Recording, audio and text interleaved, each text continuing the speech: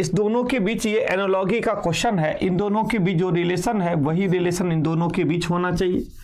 तो क्या रिलेशन होगा, आपका आंसर मैं जानना चाहूंगा, आपका आंसर क्या है? कोई प्यारे बच्चे इसका आंसर देना चाहेंगे? चलिए, जिस तरह से फायर से आग से जल जाता है, आग का एक रिएक्शन होता है, आग का रिएक्शन क्या होता है? जलना। फायर का रिएक्शन क्या होता है? बर्न होना। उसी तरह आइस का रिएक्शन क्या हो जाना? फ्रीज होना, जम जाना। आइस से क्या होता है? फ्रीज हो जाता है, जम जाता है, एक बर्फ बन जाता है, तो बर्फ क्या होता है? फ्रीज हो जाता है। तो आंसर क्या होगा? Option number third. जो रिलेशन इसके साथ है वही रिलेशन ऑप्शन नंबर थर्ड में है। ऑप्शन नंबर थर्ड में वही रिलेशन है। आंसर क्या होगा? Option number third. देख रहे हैं, बहुत अच्छी बात है। जो भी प्यारे बच्चे आंसर दिए हैं उनके लिए बहुत बहुत धन्यवाद, क्योंकि बहुत अच्छा आंसर आपका था, बिल्कुल राइट आंसर था। चलिए, उसी तरह से अब हम सेकंड क्वेश्चन का आंसर देखना चाहेंगे। जो सेकंड क्वेश्चन का आंसर क्या है? गिरधर कुमार का आंसर बिल्कुल सही था। गिरधर कुमार ने आंसर थर्ड दिया था और आंसर उनका पहला बिल्कुल सही था पहले क्वेश्चन के लिए। चलो अब सेकंड क्वेश्चन पे चलते हैं बेटा। सेकंड क्वेश्चन का आंसर आप ध्यान से देखिएगा। जो सेकंड क्वेश्चन का आंसर क्या है, यहां पे कहता है इन दोनों के बीच जो रिलेशन है वही रिलेशन आगे के साथ दिखाना है। बताइए इस क्वेश्चन का आंसर क्या होगा? इनका आंसर क्या होना चाहिए? यहां पे क्वेश्चन देखो, क्वेश्चन में यहां पे कंपैरिजन किया गया है। अब बताओ जल्दी से इस क्वेश्चन का आंसर क्या है? जल्दी से जुड़ते चलिए, और जो स्टूडेंट्स जुड़ते जा रहे हैं एक बार शेयर भी करते चलो। चलो, KLMN से IJKL है तो TUVW से क्या होगा?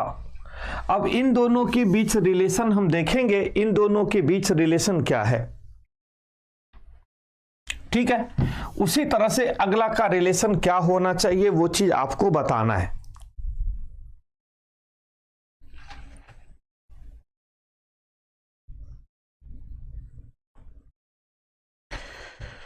तो क्या होगा भाई? यहां पे देखोगे K का वैल्यू कितना है? 11 है। L का वैल्यू 12 है। इसका वैल्यू 13 है। इसका वैल्यू 14 है।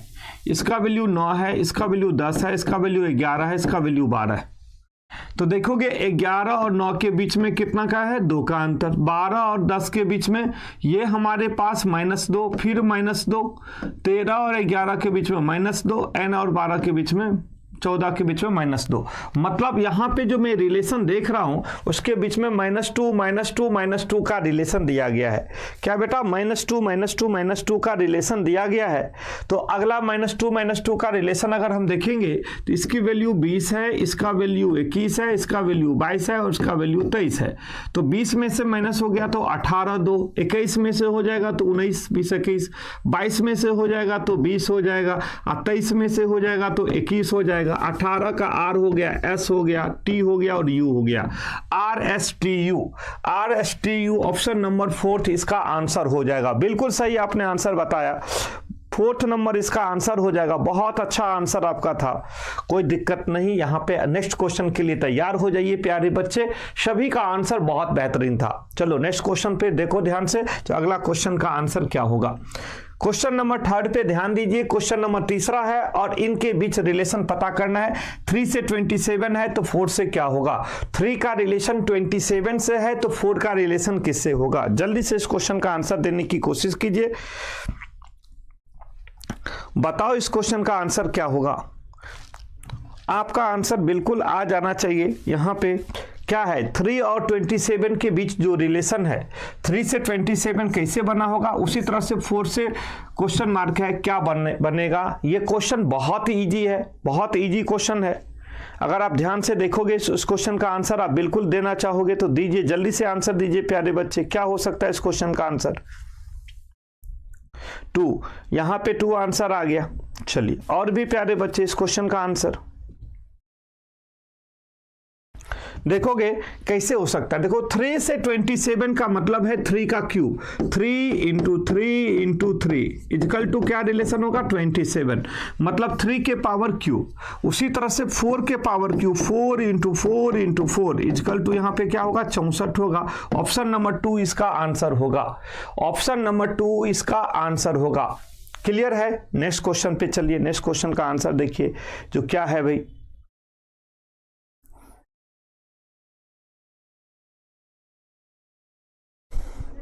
बहुत अच्छी बात है, सभी का आंसर आ रहा है, जो आंसर बिल्कुल आप सही दे रहे हो। नेक्स्ट क्वेश्चन पे चलिए, नेक्स्ट क्वेश्चन का आंसर क्या होगा। अगला क्वेश्चन ये रहा, देखता है निम्नलिखित दिए गए विषम शब्द को चयन करता है, विषम को अलग करना है, जो चार में से एक को अलग है उसका आंसर बताना है। तो इस चार में से एक को अलग करना है, तो कैसे अलग करेंगे। लूडो, शतरंज, पोलो और कैरम। बताइए इस क्वेश्चन का आंसर क्या होगा भाई, जल्दी से बताओ इस क्वेश्चन में क्या हो सकता है।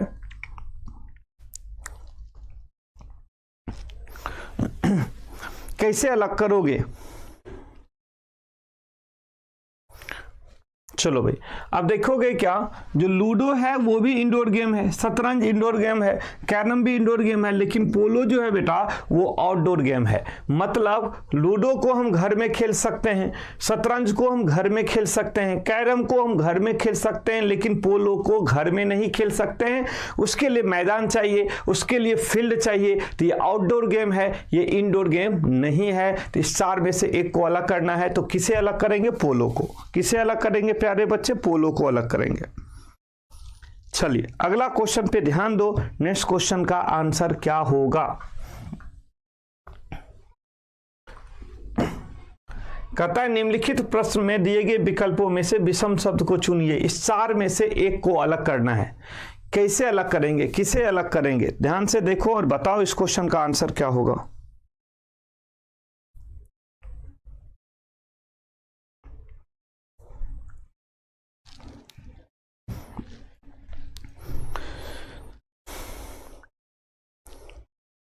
चलो अब देखिए भाई, बताइए इस क्वेश्चन में आपको क्या करना है। जब भी अल्फाबेट से रिलेटेड क्वेश्चन दे, आपको क्या करना है, आप डिफरेंस निकालोगे डिजिट से, आप डिफरेंस निकालोगे डिजिट से, और डिजिट से इसे आप अलग कर दोगे।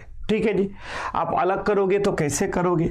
कहता है डी है, जी है, जे है, डी है, जी है, जे है। तो आप देखोगे इसकी वैल्यू क्या है, डी, जी, जे। तो डी का वैल्यू 4 है, इसका वैल्यू 7 है, और इसका वैल्यू 10 है। तो कितना का अंतर है, 3 का अंतर है, यहां भी 3 का अंतर है। चलो इसका वैल्यू 11 है, इसका वैल्यू 11 है, इसका वैल्यू 14 है, और इसका वैल्यू 17 है। 11 3 14, 14 3 17, इसमें भी 3 का अंतर, और इसमें भी 3 का अंतर। चलो इसका वैल्यू 18 है, इसका वैल्यू 21 है, इसका वैल्यू 24 है। 18 3 21, 21 3 24, इसमें भी 3 का अंतर। इसका वैल्यू 9 है, इसका वैल्यू 12 है, इसका वैल्यू 14 है। तो यहाँ पे 3 का अंतर, इसमें भी 2 का अंतर।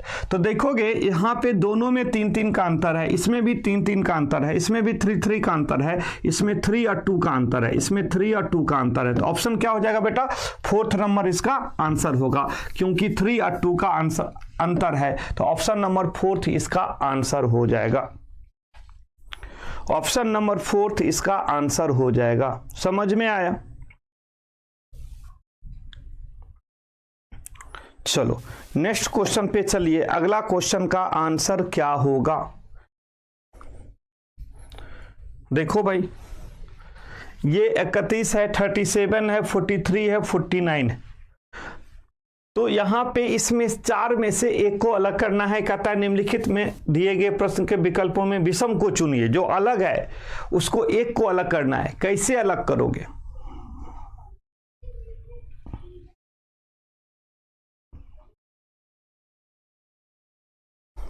कैसे अलग करोगे भाई।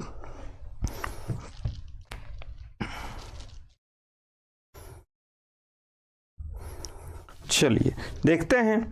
अब यहां पे अब ये हमारा हो जाएगा 4th नंबर हो जाएगा। क्यों भाई, ये परफेक्ट स्क्वायर्ड है, 7 का स्क्वायर है। ये 31, 37 और 43 एक प्राइम नंबर है, ये अभाज्य संख्या है। 3 अभाज्य संख्या है और एक स्क्वायर है। तो 3 को एक साथ करेंगे, एक को अलग करेंगे। इसमें से विषम कौन हो गया, 49, क्योंकि 4 में से 3 प्राइम नंबर है, अभाज्य संख्या, और एक पूरा कंप्लीट स्क्वायर है। ठीक है जी।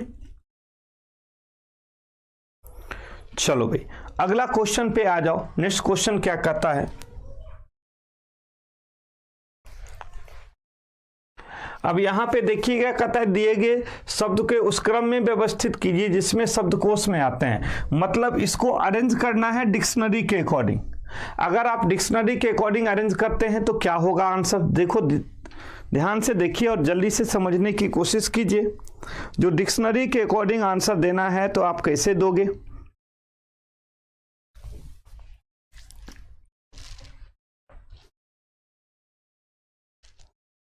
जल्दी बताओ भाई, डिक्शनरी के अकॉर्डिंग आंसर क्या होगा।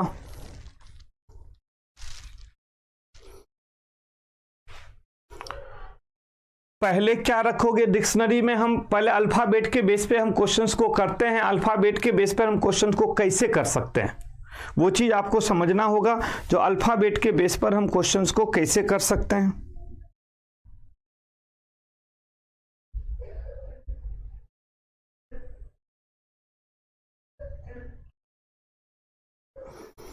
चलिए भाई बहुत अच्छी बात है, आंसर आपका स्टार्ट हो गया ना।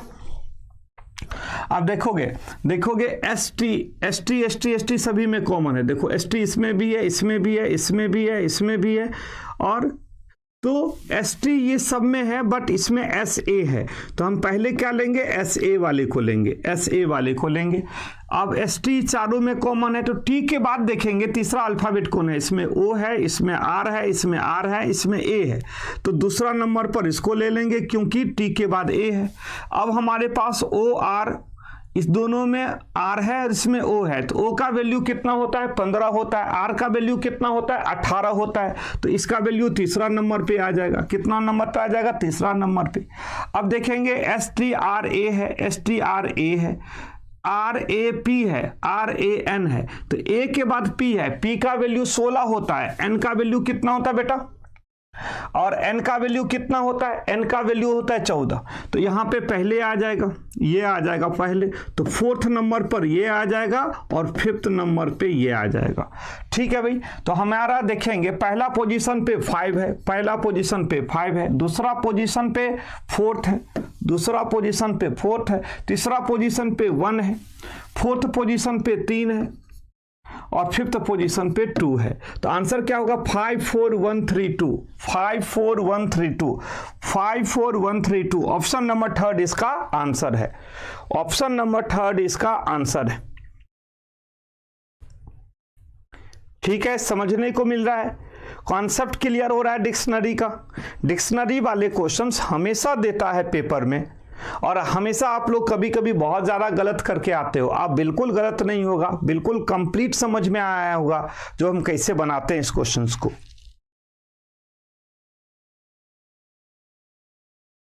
चलिए भाई अगला क्वेश्चन पे चलिए, नेक्स्ट क्वेश्चन का आंसर क्या होना चाहिए।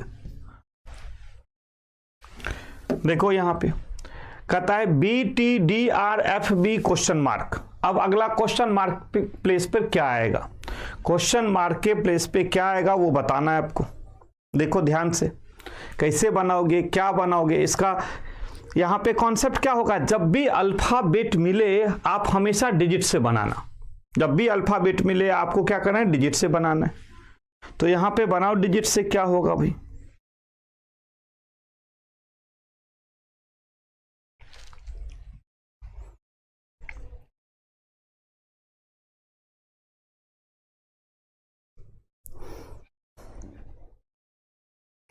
ध्यान दीजिए इस क्वेश्चन का आंसर क्या होगा।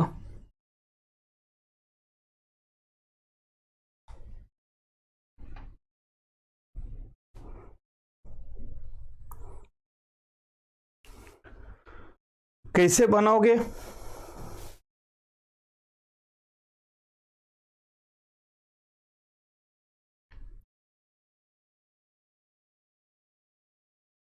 चलो अब यहां पे ध्यान से देखिए, इस क्वेश्चन में क्या करोगे भाई, इसका डिजिट वैल्यू पता कर लोगे, इसकी डिजिट वैल्यू पता करेंगे, जिसकी डिजिट वैल्यू क्या है, चलो यहां पे देखते हैं, यहां पे देखोगे यहां पे डिजिट वैल्यू इसका 2 है, इसका 20 है, इसका 4 है, इसका 18 है, इसका 6 है, इसका 16 है। तो देखोगे यहां पे 2 है, यहां पे 4 है, सॉरी यहां पे 2 है, यहां पे 4 है, फिर 6 है, तो फिर क्या होगा बेटा 8 होगा। ठीक है, यहाँ पे 20 है, फिर 18 है, फिर 16 है, तो फिर क्या होगा 14 होगा। तो H हो जाएगा, N हो जाएगा, तो HN आंसर हो जाएगा। ऑप्शन नंबर 2 इसका आंसर होगा। ऑप्शन नंबर 2 इसका आंसर होगा। क्यों आंसर होगा ऑप्शन नंबर 2? क्योंकि एक असेंडिंग ऑर्डर में है और एक डिसेंडिंग ऑर्डर में है। ध्यान से देखना, एक असेंडिंग ऑर्डर में है, एक डिसेंडिंग। देखो B से 2 सम करेंगे तो B के बाद D आएगा, D में 2 सम करेंगे 6F होगा, तो अगला 2 सम करेंगे H 8 होगा। देखो 20 में से 2 माइनस करेंगे 18 R होगा, R का 18 में से 2 माइनस करेंगे 16 P होगा, P के 2 माइनस करेंगे तो 14 N होगा। तो आंसर होगा 2 नंबर, आंसर होगा 2 नंबर। समझ में आया?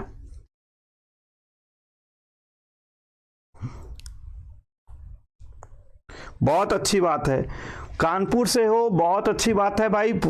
इंडिया के हर कोने से बच्चे हमारे साथ जुड़ जाते हैं, इसके लिए बहुत बहुत धन्यवाद।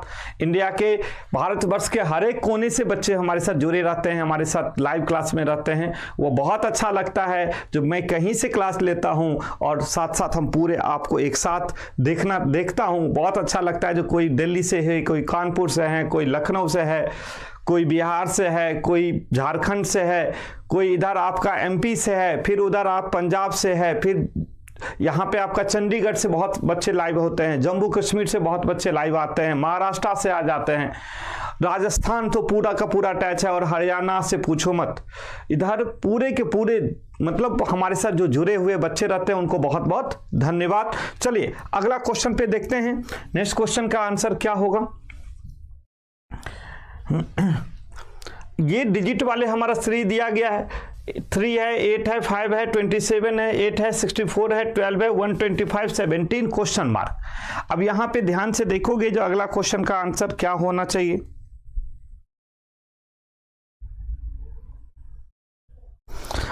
सोनू का कहना है मैं यूपी से, बलिया से हूं। बहुत बहुत अच्छी बात है भाई, वहां तक हम आपके साथ जुड़े हुए हैं।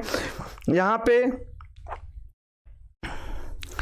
लक्षित गोयल का कहना है सर मैं जयपुर से हूं। बहुत अच्छी बात है, जयपुर बहुत अच्छी जगह है, पूरे भारतवर्ष बहुत अच्छा है। जयपुर थोड़ा सा और सुंदर बनाया गया है। चलिए जल्दी से बताइए इस क्वेश्चन का आंसर क्या हो सकता है इस क्वेश्चन में।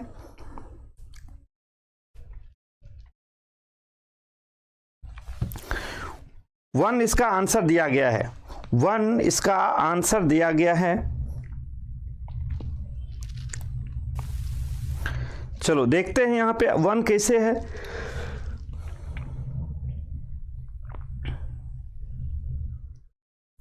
चलो अब देखोगे क्या, 3 में 2 सम करेंगे तो बेटा 5 हो जाएगा। 5 में 5 और 3 8, 8 4 12, 12 5 17। देखोगे यहाँ पे सम है 2, यहाँ पे सम है 3, यहाँ पे सम है 4, यहाँ पे सम है 5, आगे क्या होगा सम 6 होगा।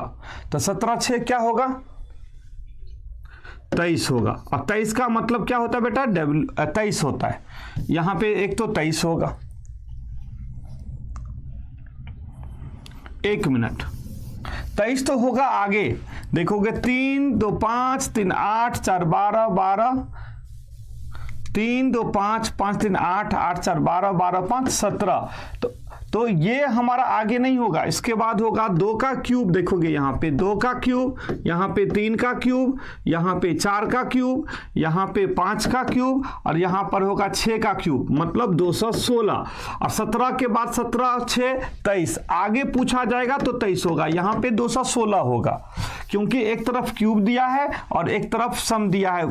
तो 216 हमारा ऑप्शन नंबर 1 हो जाएगा।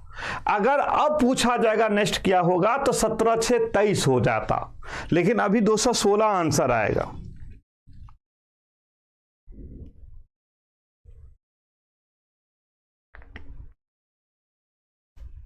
ठीक है जी, बिल्कुल सही। चलिए अगला क्वेश्चन को ध्यान से देखो। नेक्स्ट क्वेश्चन क्या कहता है।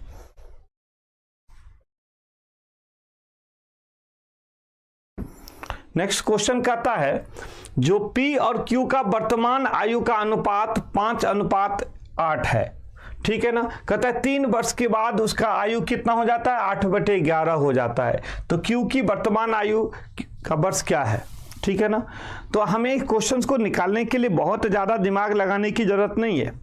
मान लो आयु x आयु है, ठीक ना। आयु एज का आयु मतलब x रख लो, x का वैल्यू रख लो, ठीक है ना। अब क्या करता है, जो P और Q का वर्तमान आयु कितना है, 5 और 8।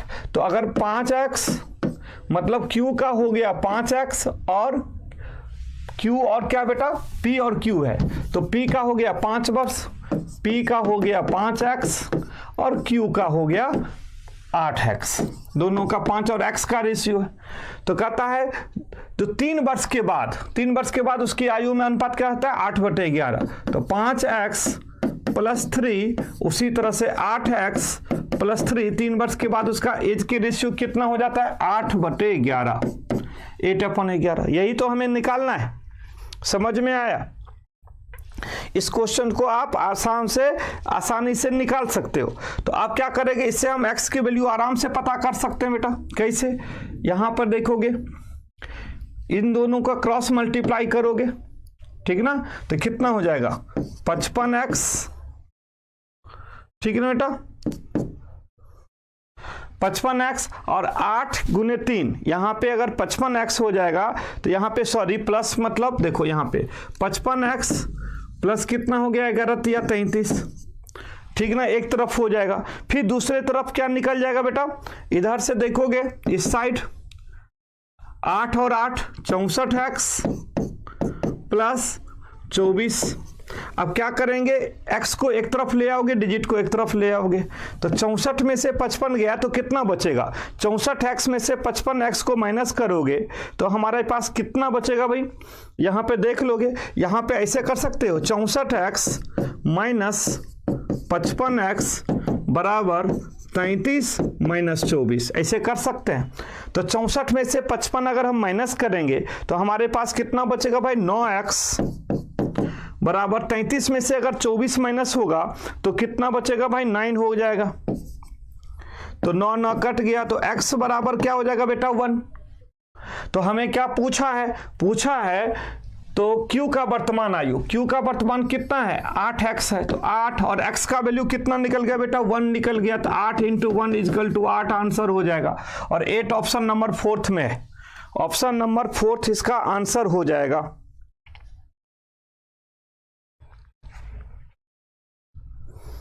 ठीक है जी,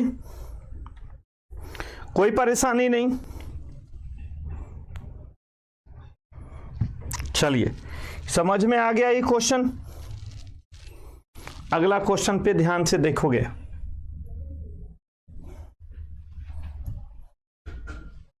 चलिए, ये क्वेश्चन को ध्यान से देखो और क्या कहना चाहता है इस क्वेश्चन को जल्दी से समझो और बताओ इस क्वेश्चन का आंसर।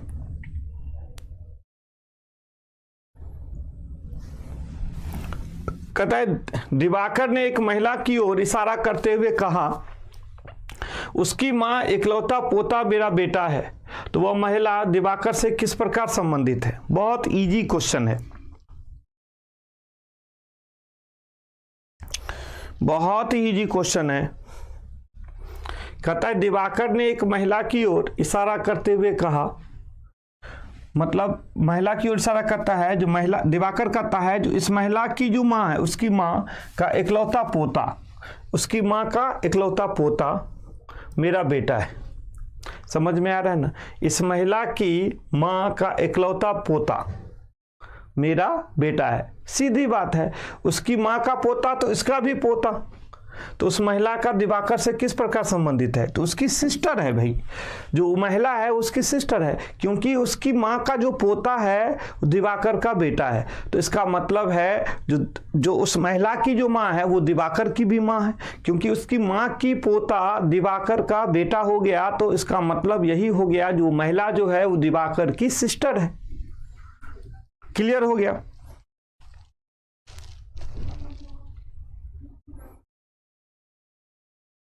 चलो, बहुत अच्छी बात है।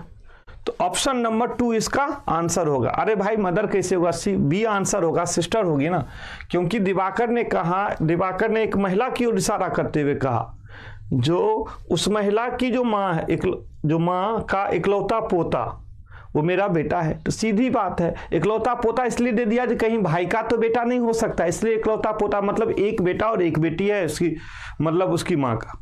तो वो जो महिला है उसकी सिस्टर है दिवाकर का। तो ये तो क्लियर है। आंसर आप लोगों का क्यों गलत आ रहा है? किसी का सही आ रहा है, किसी का गलत आ रहा है। चलो भाई, यहाँ पे देखो नेक्स्ट क्वेश्चन क्या कहता है।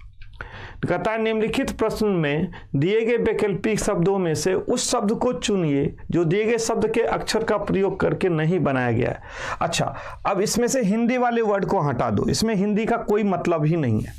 तो आप क्या करोगे भाई, हिंदी वाले शब्द को इसमें से हटा देना है, हिंदी वाले शब्द पे ध्यान नहीं देना है। कहता है ये जो हमारा अल्फ़ाबेट है, इस अल्फ़ाबेट से कौन सा नहीं बना है वो चीज़ आपसे पूछा जा रहा है। तो यहाँ पे हिंदी वाले शब्द को कोई ज़रूरत नहीं है।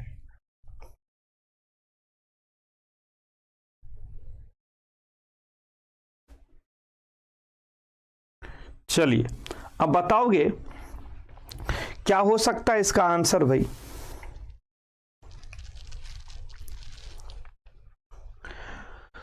देखोगे, कहता है इसमें देखो LOGIC, LOGIC, L इसमें है, OGIC सभी है, बन सकता है GLOBE। अब हमें देखोगे इसमें ई नहीं दिखाई दे रहा है, आपको दिखाई दे रहा है? इसमें ई तो कहीं नहीं दिखाई दे रहा है, इसमें बेटा ई कहीं भी नहीं दिखाई दे रहा है, जबकि इसमें ई है, जबकि इसमें ई है सेकेंड नंबर में। तो ऑप्शन नंबर 2 इसका आंसर हो जाएगा।